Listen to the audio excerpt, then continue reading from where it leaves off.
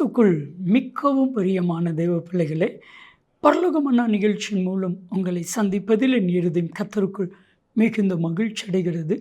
உங்கள் எல்லாரையும் இயேசு கிறிஸ்துவின் இன்ப இனி நாமத்தினாலும் கிராஸ் டிவி ஊழியங்கள் சார்பாக என் அன்பின் வாழ்த்துக்கள். இன்றைய பரலோகமன்னா தாழ்வில் இருந்து உன்னை உயர்த்துவார். என் அன்பு தெய்வ பிள்ளைகளை, எப்பவுமே கர்த்தர் நம்மளை உயர்த்துகிறவர். எங்கே இருந்து உயர்த்துகிறவர்?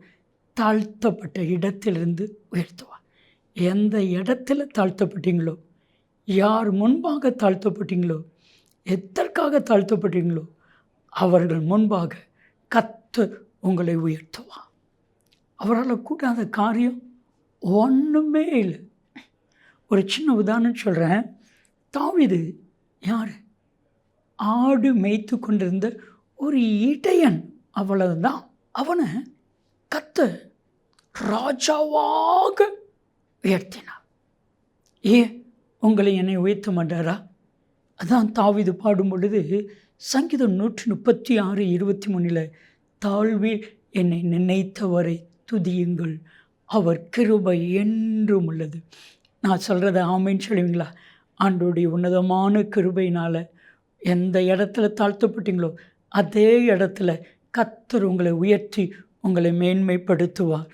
மாற்றமே இல்லை.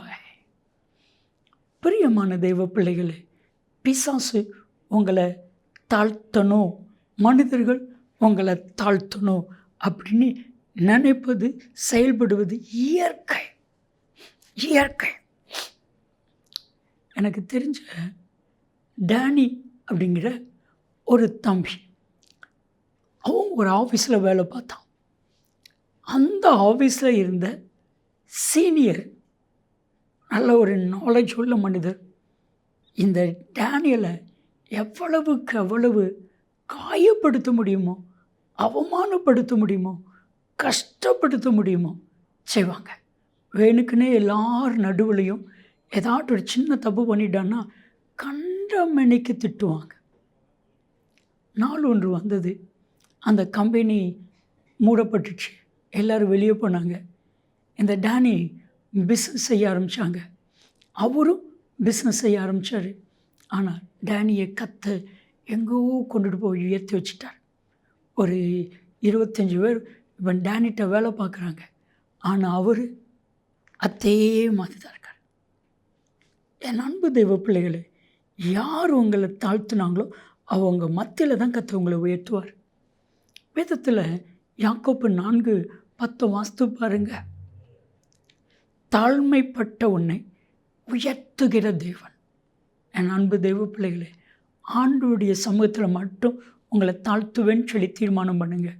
ரெண்டே ரெண்டு காரியம். ஒரு நாளும் மனுஷனுக்கு முன்னாடி நான் என்னை தாழ்த்த மாட்டேன்.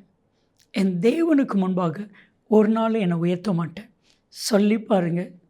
கர்த்தர் மனுஷங்களுக்கு முன்பாக உங்களை கர்த்தர் உயர்த்துவார். கர்த்தருக்கு முன்பாக உயர்த்த மாட்டேன். மனுஷனுக்கு முன்னாடி என்ன நான் ஒன்றும் இல்லை அப்படின்னு தாழ்த்த மாட்டேன். ஏன்னா நான் தேவனால் அபிஷேகம் பண்ணப்பட்ட தேவ மனிதன், தேவனால் தெரிந்து கொள்ளப்பட்ட தேவ மனுஷி. தேவன் என்னை உருவாக்கியிருக்கிறான். அவருடைய உன்னதமான அபிஷேகம் எனக்குள்ளே இருக்குது. ஆனால் நான் வெளியேற பெற்றவன். இந்த தாழ்வு மனப்பான்மை எடுத்துப்படுங்க. தாழ்மை வேணும், ஆனால் தாழ்வு மனப்பான்மை நமக்கு வேண்டாம். கர்த்தர் உங்களை உயர்த்துவார். செபிக்கலாமா? தகப்பனே, எந்த இடத்துல தாழ்த்தப்பட்டார்களோ அதே இடத்துல உயர்த்தும். இயேசுவின் நாமத்தில் செபிக்கிறோம் ஜீவனில் பிதாவே, ஆமென், ஆமென். தாழ்த்தப்பட்ட இடத்துல உயர்த்துவான். நன்மையும் கிருபையும் ஆசீர்வாதங்களும் நிச்சயமாய் உங்களை தொடரும்.